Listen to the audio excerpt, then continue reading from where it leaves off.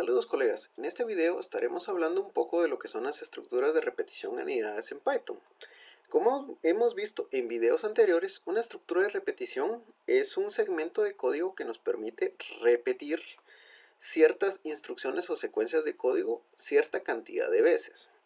Vimos que principalmente existen dos estructuras, que es la estructura while, que va a depender de una condición que media vez esta condición se cumpla, se sigue ejecutando el ciclo, y la instrucción for, la cual establece un límite de elementos que se van a estar ejecutando. Entonces, en ciertas ocasiones nosotros necesitamos realizar dos veces estos ciclos, es decir, un ciclo padre y un ciclo hijo. Algo que se tiene que repetir primero y luego dentro de esa repetición repetir algo adicional. Entonces, por eso es que se llama estructuras de repetición anidadas, pues básicamente es un ciclo o bucle o iteración, como es también conocido, dentro de otro ciclo. La estructura básica, pues como vemos acá en pantalla, es el primer ciclo, que puede ser conocido como un ciclo externo. Dentro de ese ciclo van a haber instrucciones, ya sea previas al otro ciclo, el otro ciclo que va a estar ejecutándose internamente, y instrucciones posteriores a la ejecución del ciclo. Entonces, ¿por qué es que se llaman anidados? Básicamente, como lo mencioné hace un momento, pues es un ciclo dentro de otro ciclo. Entonces, si se fijan, este ciclo está tabulado para indicar que el momento de repetir este ciclo también va a realizar esto, y como este es un ciclo, también va a repetirse. Entonces, el flujo va a ser de la manera siguiente. Acá hay un while, pero también podría ser un for. Básicamente es un ciclo, cualquiera de los dos que le necesiten realizar. Entonces, se va a estar ejecutando el ciclo. Puede que hayan instrucciones previas al otro ciclo. Luego viene el otro ciclo interno. Y en ese ciclo pues se va a estar ejecutando ya sea por una condición o una cantidad de veces. Y al terminar sigue, y puede ser que hayan instrucciones posteriores al ciclo interno. Entonces, este ciclo se va a volver a repetir hasta que ya no se cumpla o se terminen todos los elementos, y el ciclo interno pues igual se va a estar ejecutando. Entonces, esa es la funcionalidad nada más de estas estructuras anidadas, de que hay un ciclo dentro de otro ciclo. ¿Para qué nos puede servir esto? Bueno, por ejemplo, tenemos los menús clásicos que pues queremos realizar algo. Entonces, mientras el usuario quiera estar en la aplicación, vamos a repetir realizar la funcionalidad. Por ejemplo, tenemos un menú de operaciones. Bueno, mientras el usuario quiera continuar, él va a seguir, y luego ya le podemos mostrar las opciones. Queremos hacer una suma, va a estar realizando las operaciones, termina, luego volverle a preguntar al usuario, ¿quiere seguir? Si él quiere seguir, sí, vuelve a hacer otra cosa, y así nos estamos hasta que se termine el ciclo. Entonces, en esos casos, así como en algunas validaciones que necesitamos ver dos o más condiciones, es que vamos a estar utilizando estas estructuras anidadas. No necesariamente pueden ser dos, pueden ser tres o más, pero ¿de qué va a depender la cantidad de ciclos, repeticiones o iteraciones o bucles que usted tenga que realizar? Va a ser dependiendo de la necesidad del programa que desee ejecutar. Entonces, veamos un ejemplo para poder entender más a detalle cómo vamos a implementar en Python estos modelos. Bueno, veamos un ejemplo en el que vamos a estar verificando desde el número 2 hasta un número ingresado, que va a ser el límite, cuántos de los números que pertenecen a ese rango son números primos. ¿Para qué estamos realizando esto? Bueno, aparte que es un ejemplo, pues es una forma en la que nosotros vamos a estar realizando múltiples repeticiones, porque un número primo, recordando un poco de nuestras matemáticas, es un número que al ser dividido por números distintos de él mismo y el 1, da decimales. Por ejemplo, tenemos el número 7. 7 dividido entre él me da 1 y pues no queda ningún decimal. 7 dividido 6 pues ya me va a dar una serie de decimales que va a ser al final el resultado 1.17 aproximadamente. 7 dividido 5 que me va a dar 1.4. Entonces vemos que todos los números, si vamos revisando número por número, el 6, el 5, el 4, el 3 y el 2, nos van a dar decimales. Entonces un número primo por definición es aquel número que de manera entera, es decir, sin dejar residuo, únicamente puede ser dividido por él mismo y el número 1. ¿Qué número no es primo? Por ejemplo, veamos el 6. 6 dividido 6 me da 1 y sin decimales. 6 dividido 5 me da 1.2. 6 dividido 4 me da 1.5. 6 dividido 3, ahí me da 2 y ya no me genera ningún decimal. Entonces este no es un número primo porque puede ser dividido por 6, por 3, por 2, por 1, sin dejar decimales. Entonces este es un número primo. Entonces nuestra aplicación va a validar desde el número 2 hasta el número límite que le ingresemos, cuáles de esos números son primos y mostrarlos en pantalla. Entonces nuestro flujo pues es pedir el número límite. Vamos a definir una variable del número evaluado, que es básicamente el número que vamos a estar evaluando. Lo vamos a inicializar en 2, ¿por qué no en 1? Porque 1 sabemos que es primo por definición, de nada nos serviría, entonces nos interesa mejor evaluar de 2 en adelante. Luego la parte del ciclo va a ser que mientras el número evaluado sea menor que el número límite ingresado, es decir, por ejemplo, si ingresamos límite 100, esto se va a estar ejecutando para 2, para 3, para 4, para 5, así, etcétera, hasta 100. Luego, internamente, dentro de ese ciclo, pues vamos a tener una variable de apoyo a división que va a empezar desde el número 2. Y aquí es donde tenemos un segundo ciclo, porque para saber que un número es primo, pues vamos a estar realizando esa operación que hicimos mentalmente hace un momento. Por ejemplo, tomaba el ejemplo del 7. 7 dividido 7, pues ver si tiene decimales. Si no tiene decimales, pues vamos a continuar. Y 7 dividido 6, 5, 4, 3. Y evaluar si existe más de un número que le pueda dividir sin y que no dé residuo con decimales. Si se cumple esa condición, pues ya sabemos que ese número no es primo y seguimos. Entonces esa variable básicamente va a recorrer todos los números hasta el número en sí. Entonces el segundo ciclo interno va a ser una evaluación de que mientras el número de apoyo sea menor o igual al número evaluado dividido el número de apoyo, que es para determinar si es primo. Entonces si esto se cumple, va a verificar que el residuo del número evaluado o dividido el número de apoyo es 0. Si esto se cumple, bueno, es decir, ya encontramos un número que hace que rompa, que no sea primo, y volvemos a salir.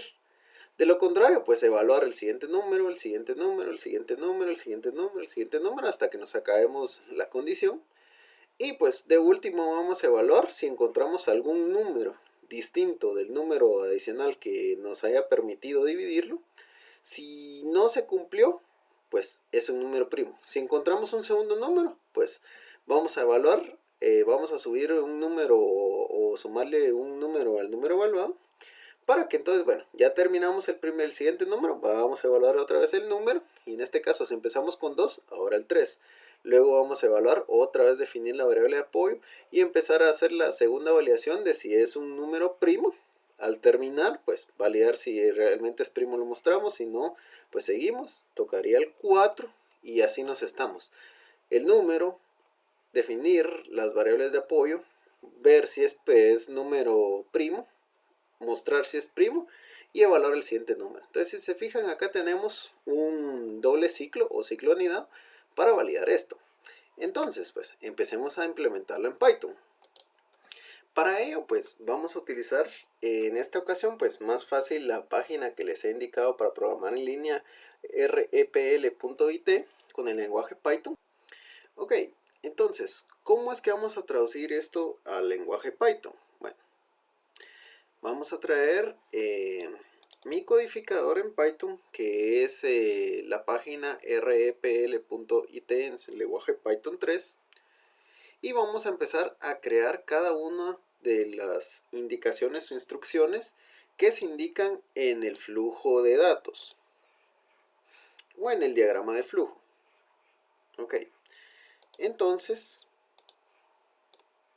vamos a empezar a escribir cada uno de estos elementos. Lo primero que teníamos que hacer era evaluar cuál era el número límite, el cual va a ser un número entero. Entonces vamos a poner la palabra reservada int, vamos a pedir un input y vamos a pedir que se ingrese el límite de la búsqueda de números primos. Dos puntos y un espacio. Lo siguiente era definir el número evaluado como 2. Entonces básicamente es un ciclo en el cual vamos a evaluar desde 2 hasta el límite que ingresemos. Por ejemplo, si es 2 hasta 7, va a evaluar 2, 3, 4, 5, 6, 7 y cada uno de esos números va a evaluar el número primo. Entonces teníamos una primera condición en la cual mientras el número evaluado sea menor o igual que el número límite, dos puntos, y vamos a establecer que una variable llamada número de apoyo iba a tener valor 2. Esta variable pues es una variable numérica que nos va a permitir dividir cada uno de los números buscando si hay un número que al dividirlo por él nos dé un residuo sin decimales. Entonces ahí ya descartamos la condición que es un número primo. Lo siguiente pues ya venía siendo el ciclo de validación interna que nos permite ver validaciones que nos van a apoyar para determinar si un número primo. Entonces esa segunda condición era que si el número de apoyo es menor o igual que el número evaluado dividido número apoyo, dos puntos. Aquí pues sí vamos a evaluar si el número evaluado dividido y obteniendo el residuo, por eso usamos el símbolo de la tasa de interés, el símbolo de porcentaje.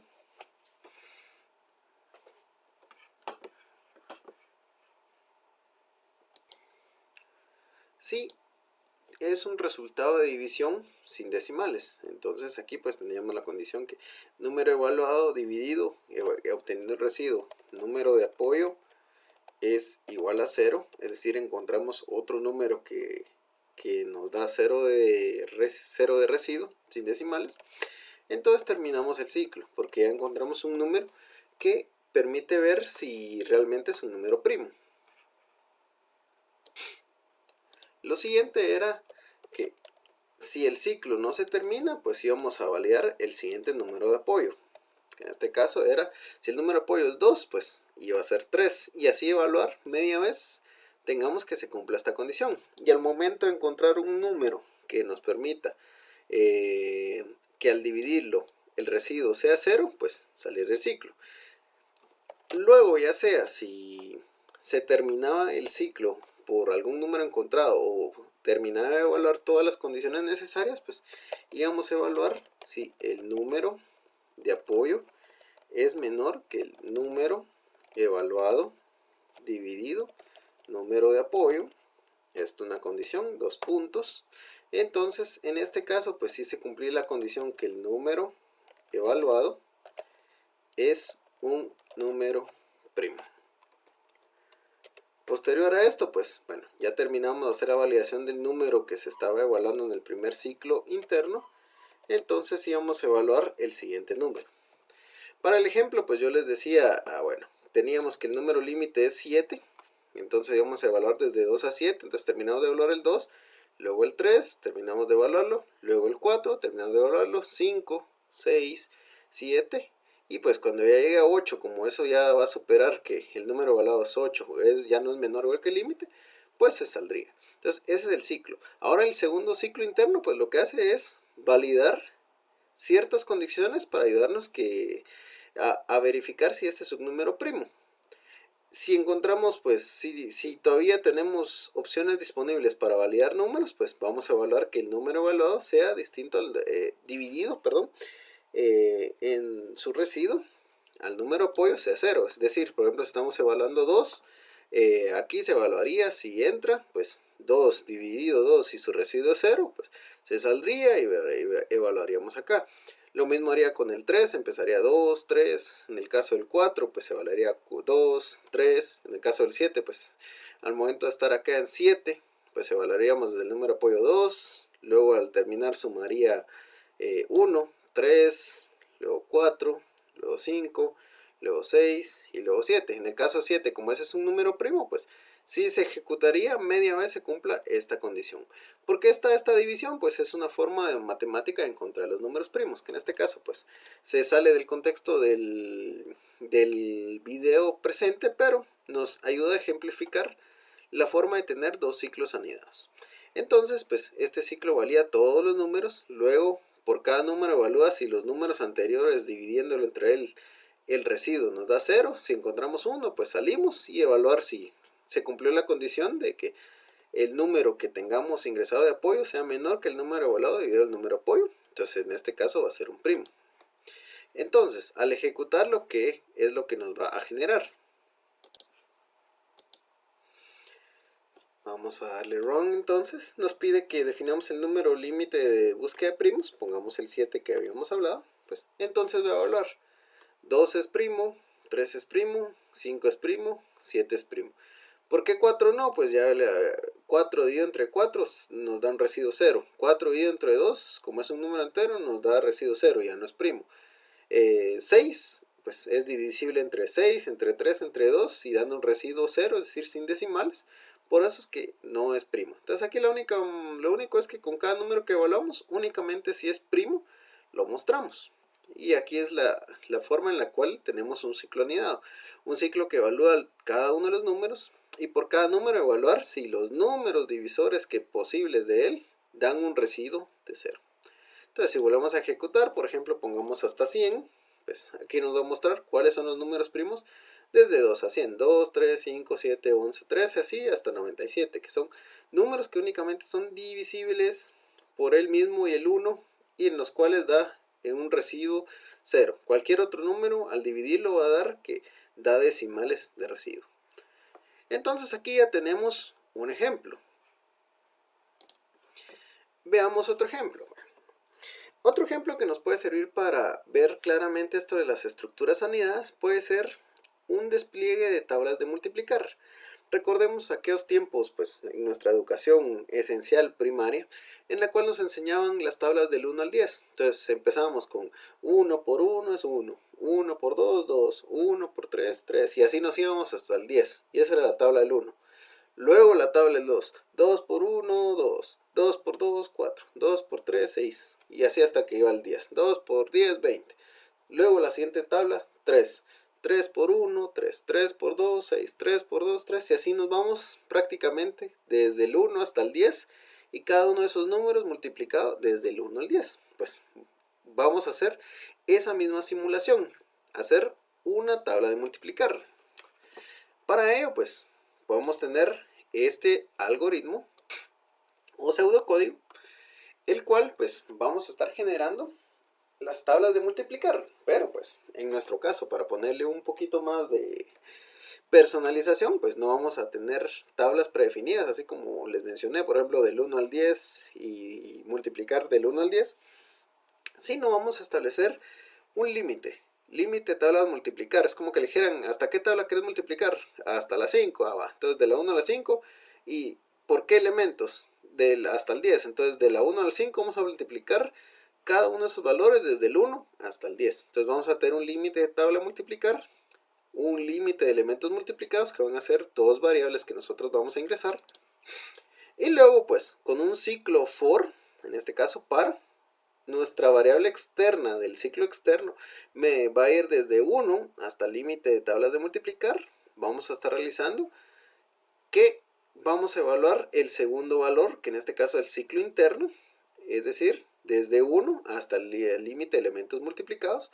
Vamos a realizar la multiplicación de la variable externa por la variable interna y vamos a escribir ese resultado. Entonces aquí lo que estamos haciendo pues va a ser un ciclo que si ponemos límite 5 pues va a ir desde 1, 2, 3, 4, 5, pero por cada uno de esos va a multiplicar por el límite de elementos. Entonces por ejemplo si decíamos que era hasta 10, entonces al llegar al 1, el segundo ciclo va a ser 1 por 1, 1 por 2, 1 por 3, 1 por 4, 1 por 5, 1 por 6, 1 por 7, 1 por 8, 1 por 9, 1 por 10, termina, se vuelve a salir, ahora el 2, El segundo ciclo, bueno, va a venir y va a volar 2 por 1, 2 por 2, 2 por 3, 2 por 4, 2 por 5, 2 por 6, 2 por 7, 2 por 8, 2 por 9, 2 por 10 y así. Luego el 3 y así nos vamos por cada uno de estos elementos. Por eso es que es un ciclo anidado. Entonces, veámoslo otra vez en nuestra página de programación en línea. Vamos a traerme esto para acá y vamos a dejar esto. Bueno, vamos a borrar esto y ahora vamos a generar entonces nuestro programa para simular el algoritmo de las tablas de multiplicación. Primero necesitamos establecer un límite de tabla de multiplicar, el cual, como es un número entero, vamos a ponerle que lo convierta a entero, que lo pida a través de la instrucción input, ingrese límite de la tabla de multiplicación, hasta qué número queremos multiplicar. Luego el siguiente, pues vamos a ponerle límite elementos multiplicados, que va a ser int input. ¿Por qué? Porque estamos convirtiendo entero este número y lo vamos a pedir ingresar el límite de los elementos a multiplicar por cada número. Dos puntos y un espacio. Vamos a chiquitar esto para que nos quede todo en una misma línea. Perfecto. Y luego pues ya teníamos nuestro ciclo. ¿Cómo sé qué tengo que hacer? Bueno, pues es básicamente por el algoritmo que yo tenía acá. Entonces, básicamente estoy transcribiendo eso. Entonces, por eso es muy importante que ustedes definan un algoritmo o diagrama de flujos para saber qué tienen que hacer en cada uno de los pasos. Lo siguiente, pues, es ya definir nuestro segundo ciclo, el cual va a ser un for, nuestra variable externa va a estar en un rango desde 1 hasta el límite de tabla de multiplicar más 1. ¿Por qué más 1? Recuerden que el for nunca toma el último elemento. Entonces, por ejemplo, si nuestra variable de límite tabla de multiplicar era 5, al no ponerle más 1, básicamente solo haría esto desde 1 a 4. ¿Por qué pasa esto? Así es como está definido con Python. Entonces, si queremos que tome el último límite, siempre tenemos que tomar un valor más 1. El segundo ciclo pues va a controlar el número que se va a multiplicar. Entonces, por ejemplo, pongámosle for variable interna in range desde 1 hasta el límite de elementos multiplicados igual más 1 para que tome siempre el límite. Y lo siguiente pues ya era definir una variable, por ejemplo, multiplicación, que va a ser igual a la variable externa por la variable interna. ¿Por qué externa? No es nada más que un nombre para definir qué es del ciclo externo. ¿Por qué interna? Porque es del ciclo interno. O sea, básicamente no hay una definición de por qué, no hay un concepto exacto, sino simplemente es para que ustedes vean el ejemplo de dónde viene esa variable. En multiplicación, pues, en vez de variable externa le podemos poner factor 1 y la segunda factor 2 y la multiplicación va a ser factor 1 por factor 2 y en vez de multiplicación, producto. Si ustedes quieren poner un nombre exacto, incluso para que sepan que en los ejemplos comunes, cuando tenemos un for, normalmente se les asigna la letra i. Y al siguiente, pues, si es un ciclo anidado, se le asigna la variable j. ¿Por qué i y j? Es un estándar que se ha desarrollado en la programación para definir ciclos. Entonces, ustedes pueden ver que i y j básicamente solo para definir variable del primer ciclo y el segundo ciclo anidado. Yo le puedo poner, por ejemplo, mis iniciales en vez de i, b, m, o aquí como hice, pues para definir una variable un poquito más clara. Entonces, es el nombre que ustedes le quieran poner. Entonces, para que no se confundan, este es el factor 1, factor 2, solo que viene del ciclo externo, ciclo interno, y el resultado de la multiplicación. Entonces, lo siguiente que vamos a estar haciendo, pues, ya es mostrar ese resultado. Entonces, como nosotros queremos mostrarle la tabla de corrido, acá vamos a estar realizando un print para mostrar en pantalla el valor de la multiplicación. Y muy importante, recuérdense que cuando nosotros ponemos una instrucción print, esto lo que hace es imprimir en pantalla lo que deseamos y se salta a la siguiente línea. Pero en este caso, como es una tabla de multiplicación, nos interesa que aparezca de corrido, o por lo menos con un espacio. Cuando queremos evitar que salte a la siguiente línea, tenemos que ponerle al final de todo lo que queremos poner una coma, luego la palabra end, igual, y lo que nosotros queremos que aparezca al final de lo que se imprime. ¿Para qué servir esto? Para que no se salte a la siguiente línea y que en vez de saltarse a la línea va a agregar un espacio. Entonces, por ejemplo, va a poner el primer valor, luego el segundo, luego el tercero, todos separados por espacio. Entonces, básicamente aquí va a imprimir cada uno de los valores, pero cuando termina de multiplicar 1 por 1, por 2, por 3, por 4, por 5, y vamos hasta 10, ¿qué debe ser? Bueno, lo siguiente sí ya es definir un salto de línea, para que entonces el siguiente elemento pueda ser la siguiente tabla. Entonces, acá ya estamos saltando una línea, aquí sí le podemos dejar un print, y luego el siguiente número. Entonces, por ejemplo, si vemos en secuencia, al tomar la variable externa el valor 1 y la variable interna el 1, entonces va a ser 1 por 1, va a mostrar 1, 1 por 2, 2, 1 por 3, 3, 1 por 4 hasta el 10, termina de validar hasta el límite de elementos multiplicados, se sale del ciclo, imprime una línea para bajar y luego mostraría la tabla del 2. Entonces, ejecutemos esto. Bueno, veamos el ejemplo. Tabla de multiplicación hasta la 5 y que multiplique del 1 al 10. Y ahí tenemos nuestros elementos. 1 por 1, 1. 1 por 2, 2. 1 por 3, 3. Y así nos podemos ir consecutivamente. ¿Qué más podemos hacer? Bueno, pues ustedes lo que necesiten ejemplificar. Por ejemplo, si le quieren poner que a qué tabla pertenece, pues vamos a ponerle aquí que tabla del y qué número estamos tomando. Entonces en este caso es el límite, vamos a dejar un espacio, límite, tabla multiplicar, igual, y una coma. Entonces aquí lo que estamos poniendo es un encabezado. Entonces al ejecutarlo, vamos a decirle que del 5 al 10.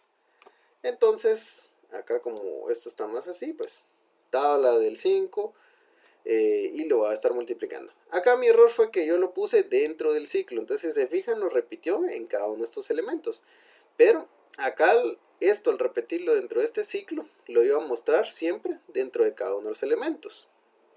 Lo que yo tengo que hacer para que no pase esto y que solo al inicio se muestre, pues era venir y ponerlo antes del ciclo. Y acá sí puedo poner tabla del el valor que estamos viendo, que en este caso sería la variable externa, coma, igual. Y como no nos interesa que baje, entonces vamos a ponerle end y podemos dejarle un espacio. Entonces aquí esto se va a imprimir al principio, pero no por cada uno de los valores. Entonces aquí ya quitamos lo que escribí de más y lo dejamos a como lo teníamos antes. Vamos a darle ejecutar. Entonces desde el 5 hasta el 10. Y aquí se fijan, tabla del 1, bueno, 1 por 1, 2, 3, 4, 5. Y ustedes podrían ponerle como que un poquito una estructura más familiar, por ejemplo, a la común que se enseña en el colegio, que es de manera vertical. ¿Cómo vamos a hacer eso? Bueno, pues pongamos así lo más común, que era los factores que vamos a estar multiplicando y los resultados. ¿Cómo es que vamos a hacer eso? Vamos entonces a darle un formato más agradable. Entonces, por ejemplo, en vez del 2 puntos, vamos a poner un igual. Acá para que esto pues me quede de una manera más estructurada visualmente, pues en vez de poner la coma, lo vamos a hacer con un más, pero tenemos que convertir a string la variable para que no nos dé error. Entonces aquí este print va a bajar una línea y lo siguiente que nos interesaría pues sería mostrar cuál es el valor. Entonces aquí pues ya podemos decir qué sería lo que mostraríamos. Por ejemplo, acá que decimos que la variable externa, coma, x, que significaría la multiplicación, variable interna, coma, el símbolo igual, esto, y que muestre la multiplicación. Aquí me hace falta una coma. Y acá le quité el end para que lo muestre con la forma convencional, que es básicamente 5 por 1, 5, y abajo 5 por 2, 10, y así. Entonces ejecutémoslo a ver cómo es que se muestra. 5 por 10, y ahí ya tenemos nuestras tablas. Tabla del 1, 1 por 1, 1, 1 por 2, 2, 1 por 3, 3, 1 por 4, así. Tabla del 2, los números, tabla del 3, tabla del 4, tabla del 5. Entonces es muy importante que ustedes sepan qué es lo que tienen que hacer para que ustedes puedan desplegar correctamente. Entonces acá el ciclo nos sirvió para iterar entre cada uno de los valores de las tablas hasta el límite. ¿Qué pasa si por ejemplo yo quiero venir y quiero ver las tablas hasta el 20 por los primeros 15 números? Y aquí tengo las multiplicaciones. 1 por 1, 1 y hasta el 15. 1 por 15, 15. Luego la tabla del 2, 2 por 1 y hasta el 15, 30. Y así nos vamos hasta la tabla del 20. 20 por 1, 20 y luego hasta el 20 por 15. Y así es que nosotros lo podemos estar realizando. Un último ejemplo. Veamos un ejemplo que imprimamos un cuadrado formado por asteriscos. ¿A qué me refiero a esto? Bueno, vamos a establecer un ancho y un alto en el cual vamos a establecer cuántos asteriscos tenemos que imprimir. Entonces, ¿a qué me refiero? Pongamos que el ancho va a ser 5, entonces voy a imprimir 1, 2, 3, 4, 5 asteriscos. Y si el alto fuera 3, pues va a ser esto. Y mostrarlo en pantalla. Entonces vamos a necesitar una variable de ancho y alto para realizar esto. Entonces, definamos rápidamente que ancho va a ser un entero, el cual le vamos a pedir al usuario ingresar alto del cuadrado. Alto puse, ¿verdad? Y era ancho, perdón. Ancho. Alto, igual es una variable entera. Vamos a pedírsela con el comando input. Ingresar alto del cuadrado. Cuadrado, rectángulo, si quieren, para no especificar, de la figura. Y vamos a poner lo mismo acá arriba.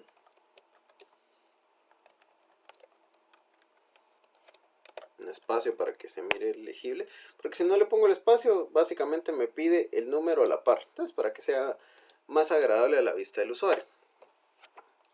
Luego pues vamos a tener un ciclo for que vamos a tener desde 1, perdón, entonces por acá, desde la variable i hasta el rango, desde 1 hasta el alto más 1.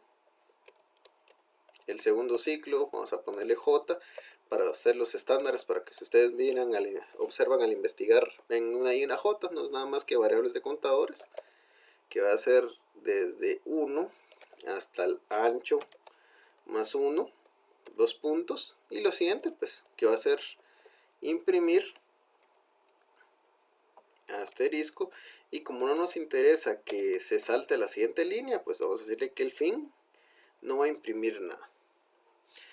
Cuando imprima cada fila pues va a terminar y una línea adicional.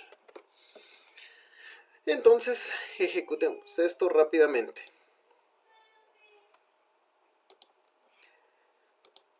Ingresemos ancho, por ejemplo 5, alto 5, y nos dibuja básicamente 5 asteriscos en 5 filas. Si quiero 20 por 15, nos dibuja esto.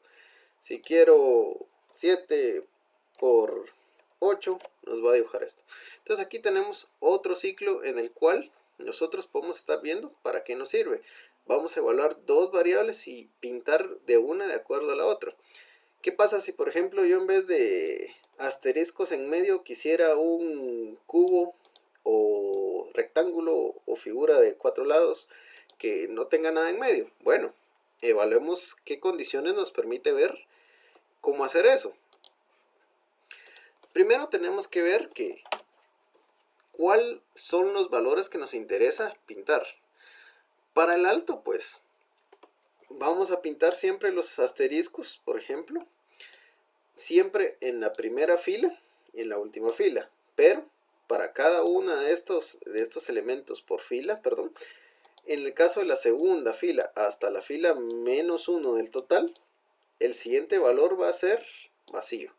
¿Cómo vamos a hacer esto? Bueno, evaluemos, por ejemplo, que en este caso el ancho sea igual a 1 porque va a ser el primer valor que va a aparecer, o que el ancho, que J sea igual al ancho.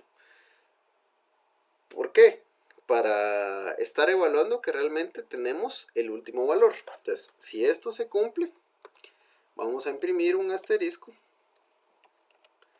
y que el fin no sea nada.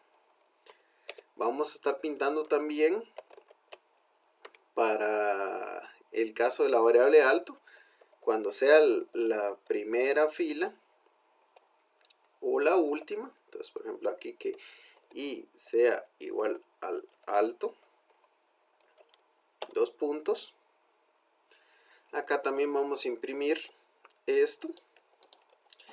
Y de lo contrario, para cualquier otra fila, tenemos que ponerle dos puntos que imprima un espacio en blanco. Ok, ejecutémoslo. Entonces, 10 por 10. Y acá tenemos nuestro cubo en el cual, cubo, cuadrado, rectángulo, los siguientes valores son vacíos. ¿Por qué? Porque me interesó evaluar que para el ancho, si fuera el primero o el último, pintar asterisco. Para el alto, si fuera el último o el primero o el último, pintar asterisco. Y para todos los demás esto. Aquí puedo poner, por ejemplo, un guión 20 por 20 y ver cómo es que se llena. Entonces, muy importante, ¿para qué nos sirven estos ciclos anidados? Pues vamos a estar evaluando condiciones que van a depender de dos iteraciones o repeticiones. En este caso, pues nos interesaba el alto y el ancho. Para los números de las tablas de multiplicar nos interesaba cada uno de los factores, el número del primer factor y el segundo factor, y repetirlos media vez no hayamos llegado al límite. Y el primer ejemplo que vimos, pues evaluar los números por un límite y irlos dividiendo por cada uno subsecuente para ver si hubiera un número primo. Entonces, ¿qué más nos puede servir? Menús que repitamos o algo que queramos repetir. Terminamos de repetir lo que está dentro, salimos a la afuera, queremos continuar, sí o no. Y así es que vamos a estar realizando múltiples iteraciones. Ok, colegas, espero pues haya sido un poquito claro. Este tema es un poquito complejo de explicarlo de esta manera, pero igual, cualquier duda que tengan, con gusto ahí está la caja del video. Pueden dejarme un mensaje para las personas que no son mis alumnos, con gusto puedo orientar. Pues estos videos prácticamente son grabados en una sesión sin hacer pausa, entonces como todo ser humano tengo errores, me disculpo si en algún momento no me voy a entender. Con gusto cualquier usuario que no sea mi alumno puede escribirme y con gusto en su debido tiempo le puedo responder. Y pues para los que son mis alumnos, ustedes conocen mi correo o estamos en algún curso virtual, con gusto me pueden escribir a los foros de dudas o secciones en los que yo con gusto les puedo atender y resolver sus inquietudes, obviamente en un tiempo moderado de acuerdo a las asignaciones que yo tenga. Ok, colegas, hasta aquí este video tutorial.